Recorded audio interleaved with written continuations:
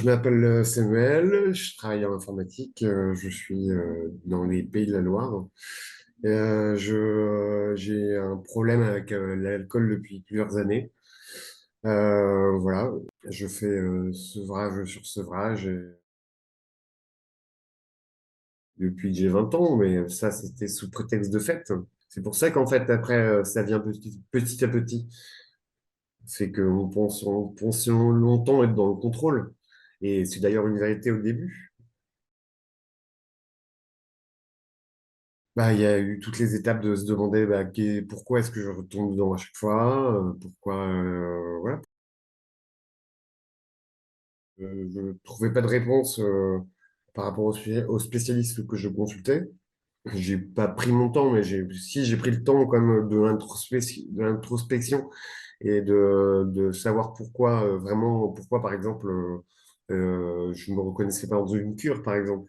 Parce que c'est quand, par exemple, bon, je pense ces exemples-là parce que c'est le plus facile, mais c'est principalement ce qui nous est préconisé.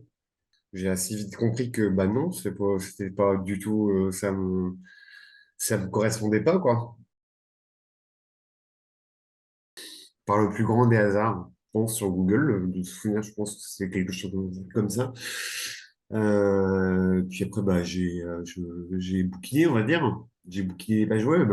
On va dire par réflexe de survie, je pense. Dans le sens où malgré, des idées noires qui peuvent nous passer de temps en temps, parce qu'évidemment, si on n'avait pas d'idées noires, on n'en serait pas là. Euh, j'ai jamais été suicidaire, par exemple. Or, il faut quand même se reconnaître que avoir ce genre d'addiction, c'est se tuer à petit feu, que ce soit sur le plan de la santé, parce que c'est clair que le corps, il ne peut pas supporter ce genre de pratique, en fait. Et, euh, et qui sont quand même assez extrêmes, du moins pour le corps. Et puis tout simplement après les conséquences sociales que ça a, quoi. Tout simplement parce que déjà, quand on est sous l'emprise du produit, notre vie sociale, elle existe qu'elle est soit quasi inexistante, soit complètement différente. Ouais, en fait, elle est d'abord différente et ensuite elle devient inexistante. Tout simplement parce qu'on finit par pas plus sortir de chez soi, que ce soit par culpabilité ou tout simplement par l'état dans lequel on est. Euh, donc, euh, donc, je pense que par réflexe, en fait, il y a un moment, on se regarde dans le miroir en se disant qu'on ne peut pas rester comme ça. Surtout si on n'est pas suicidaire, entre guillemets, c'est que là, du coup, quand on n'a pas ce genre de pensée ultra négative, euh, je pense que l'instinct de survie, il prend le dessus assez facilement, quoi. Moi, que je regarde dans une glace, c'est assez rapide. On tombe là-dedans chacun pour des raisons complètement différentes.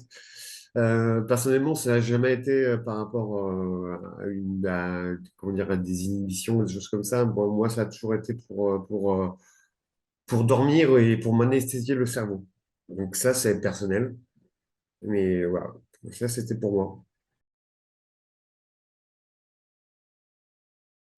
J'aurais pas forcément utilisé ce mot-là, mais parce qu'en soi, j'étais pas énervé, mais non, c'est juste que mon caractère fait que je réfléchis beaucoup, trop, et ça m'empoisonne la vie. Je me suis dit que c'était une approche qui pouvait peut-être plus me correspondre que ce que les médecins m'avaient déjà, ce dont ils m'avaient parlé, on va dire.